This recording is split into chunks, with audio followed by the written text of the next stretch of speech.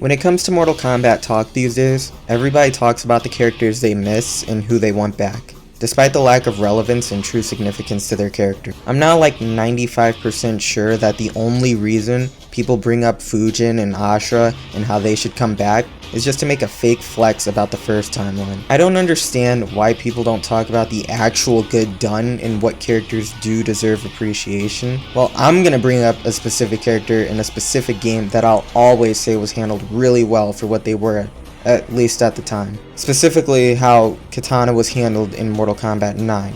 MK9 was a reboot to the series after the events of Armageddon, and along with that, every character would be introduced. Now, while MK9's story alone had a plethora of its own issues, I want to focus on the best character arc within the game. Kitana starts off pretty much the same way everyone does. Stoic, silent, subtly edgy, never really reacting to anything wild going on whatsoever because, yeah. The Mortal Kombat tournament is going down, everyone's doing their thing, and everyone's got their own reason for being here.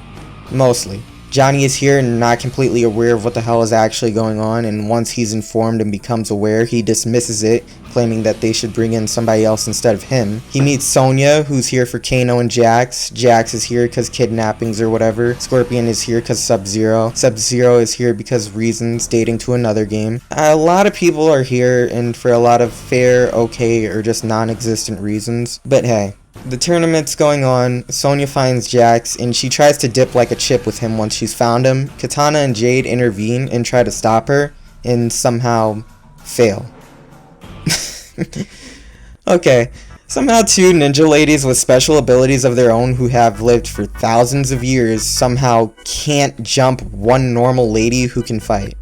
Power scaling? Yeah, I've never heard of it either. And don't even think about giving me that garbage of, well, Kitana and Jade probably let Sonya win that one. Okay, let's pretend for like 2 seconds that were true. One problem you didn't think of is, why the hell would they do this? Because they randomly feel bad for her? Why would they do that? They're completely aware of what's going on here. They're not good people. They're working for a bad guy who wants to conquer everything and everyone by any and all means necessary. And we're in a tournament where people are trying to kill each other. Finish him! Finish him? Yeah, right. Kill him! So why would it make sense that they confront Sonya only to let her win? Why even show up at that rate if they both agreed to let her go? It doesn't stop here. There's this one dude with a red ribbon and he's bodying everyone, so he's doing a little too good. And Shang Tsung, the gracious host of this Enter the Dragon ripoff tournament, is kind of getting annoyed at that because buddy over here is doing a little too good. So he sends in Kitana to take him out and she fails miserably. She throws in the towel after getting her ass literally kicked, and then asks this guy to kill her. He starts thinking with his first boner and not his head, and just flirts with her before just letting her go. Look dude, I get that you're trying to be nice and junk, but this really doesn't help. Kitana still gotta go back to Shang Tsung and explain her second fuck up this far.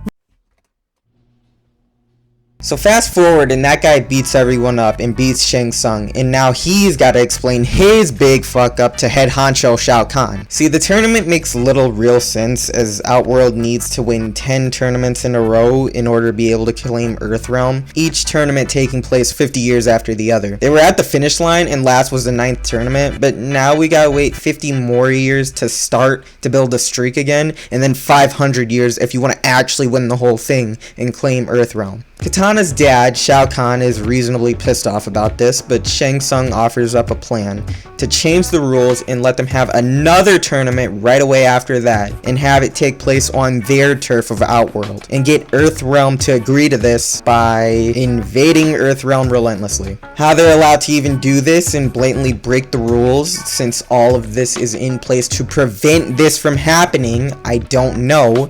But we're not here for the nitty-gritty of that anyway. We're here for the goddess. Where is she? Right there. Beating up that one dude who is, you know who that guy is. So Kitana beats up this guy and she's got to finish him, and he says something that makes this kind of similar to what happened earlier with her in what's his name.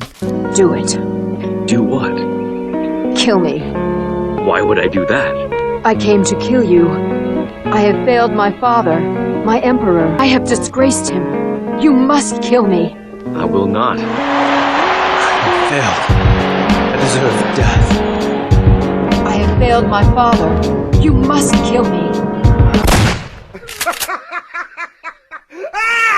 Shao Kahn grills Kitana for her reluctance and another fuck up on her behalf because it's revealed that she failed to stop somebody else earlier, Smoke. Kitana's all hot and bothered, and so Jade tries to talk to Kitana about this shit and tries to get her to settle down, but Kitana's not listening. And after that, Raiden appears and tells her to go sniff around the flesh pits, even though she was told specifically not to go there. But Kitana takes Raiden's word on this and heads over, only to be stopped again by Jade. She pleads with Kitana to just fucking go back and stop doing this shit so everything can just work itself out and go back to normal. But Kitana's got reason to believe that there's something going on worth knowing about in the flesh pits. So she gets through Jade by force, and she goes down there and sees all the crazy jank in the flesh pits.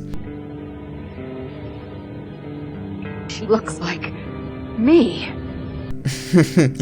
Yeah, okay, Kitana. So anyway, we get an okay introduction to Mileena, I guess, and Kitana reacts how anyone would in this situation of meeting their clone and just beats the hell out of her and preps to kill her. But Shang Tsung steps in and says that's her clone sister that he made. Kitana is freaked out about this and she takes Shang to Shao Kahn, only for him to not only back up what Shang was doing, making these weird clones, but also he's the one who wanted it in the first place. Apparently Kitana's loyalty was questionable for a while, so he wanted to have backup in order to replace her. Shao Kahn fesses this up and locks up Kitana rather than say, cover this up and try to retain Kitana's loyalty so he can have Kitana, Jade, and Mileena working for him. Mind you, Shao Kahn can actually make people forget things, so why not just do that here to make things a little bit easier for you? But I guess fuck that. Oh, and Shao Kahn reveals that he's not Kitana's dad, and he killed Kitana's real dad and robbed her of a completely different life and force married her mom, driving her to self-deletion. You know?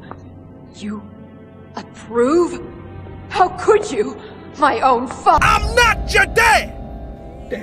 I'm not your dad! Father.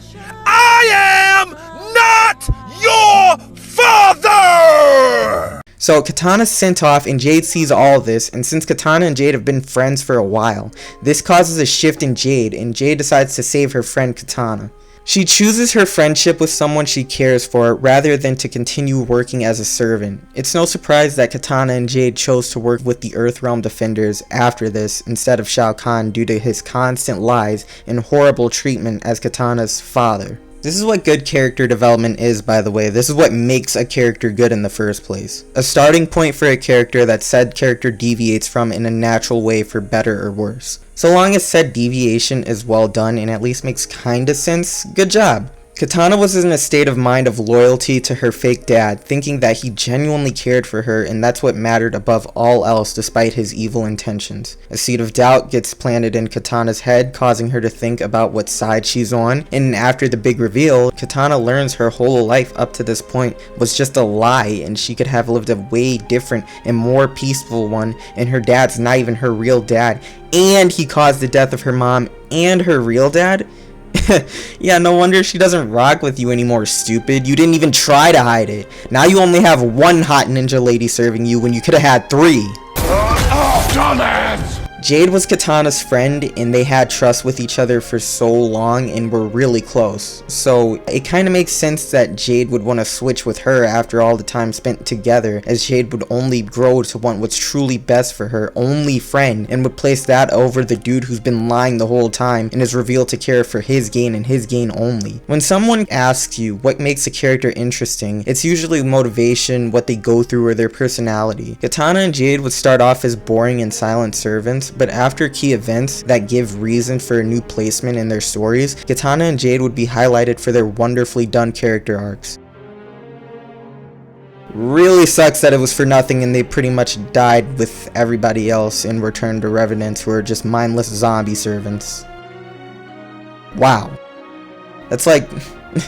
It's like worse than them just staying dead. What? We went from silent and stale to interesting and unique to silent and stale again. Nice lack of payoff there, guys. Nailed it. Alright, fine. So this is good character development up until the ending. And in one game it takes place. I don't see this good of arcs for Johnny, Sonya, Liu Kang, Raiden, or hell, any of the roster within this one game specifically. As of me writing this script, there's still some time before Mortal Kombat 1 releases, and the only thing we have here story-wise is the bio and a bit of lines from trailers and things like that. And this time around, things are taking a major change with things like Scorpion and Sub-Zero being brothers, Kitana being Melina's official younger sister, and apparently making her part to her cotton is actually an infection.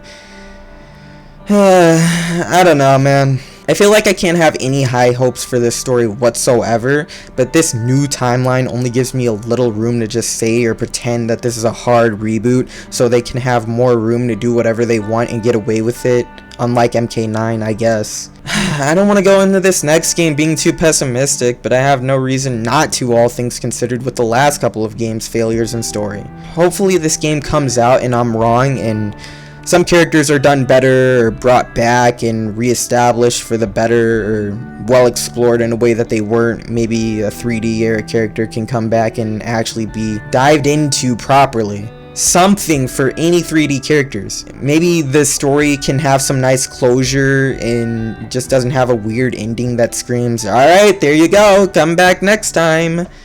And then the next game comes and then feels really disconnected from where we last left off.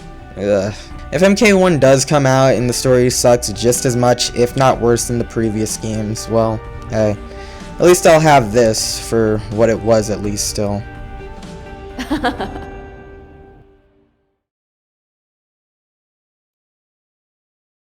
Do it. Do what? Kill me. Why would I do that? I came to kill you. I have failed my father, my emperor. Shao Kahn is your father? I have disgraced him. You must kill me. I will not. This encounter never took place. You have disgraced no one.